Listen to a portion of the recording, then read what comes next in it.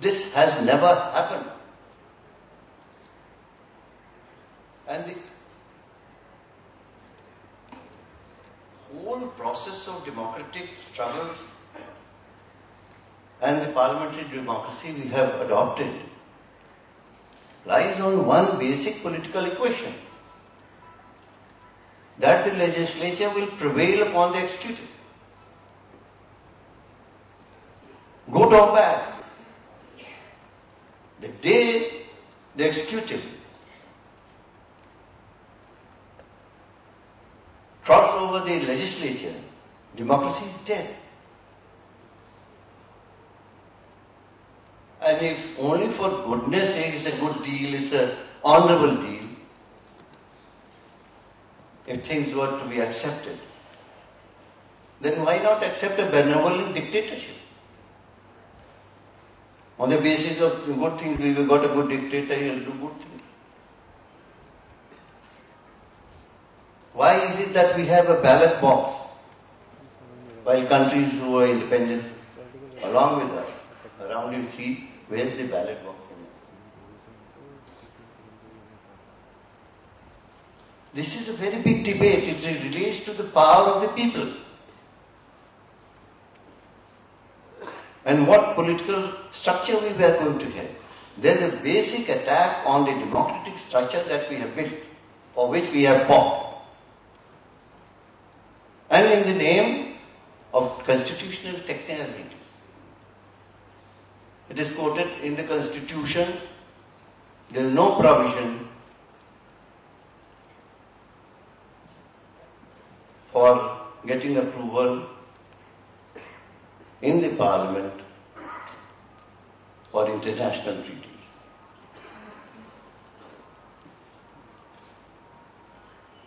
But this is killing the spirit of democracy by the legal letters of democracy or of the Constitution. The Constitution is being, the words of the Constitution, the letters of the Constitution are being used to kill the spirit of the Constitution. Is procedure of the Constitution or the spirit of the democracy is the Constitution. And if there was not a provision in the Constitution that the government has to get approval of international treaties, it is because the authors of the Constitution never imagined in their wildest dreams that there will a day will come when there will be a government that will go against and stubbornly stand against the majority of the people, of the parliament. This was never imagined that this can happen. And also because there was a consensus in foreign policy, large consensus. The opposition has never been agitated as it has now over a foreign policy issue.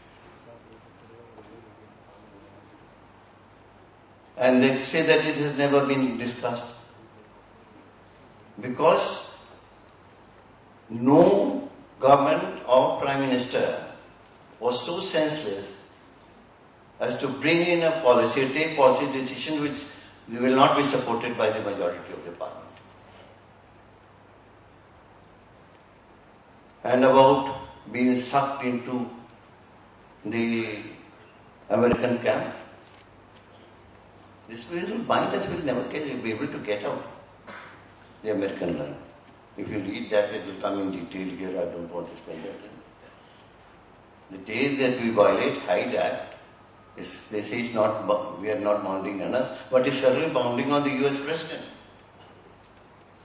And the day we violate it, the US President will be bound to act under the clauses of termination of the agreement, of suspension of reprocessing, and return of our material. We can't skip it. And there will be no government which can then pay the heavy burden of more than 1 lakh crore being invested and oppose the US. And what more proof do you want of subservience? The Prime Minister is ready to listen to Mr. Bush, but he is not ready to listen to the Parliament. Is there another future date will come for subservience? It's right there. Why can't, as a leader of the House, Dr. Manmohan Singh tell Mr. Bush that we don't have majority, I cannot push this. He represents the House, he's leader of the House.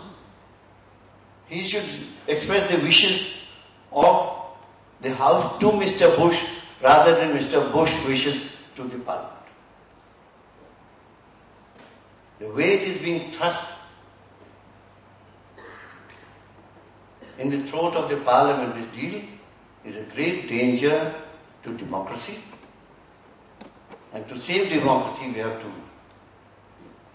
struggle for it, because this is going to have far-reaching consequences on the political structure we are going to have and how we will going to run democracy.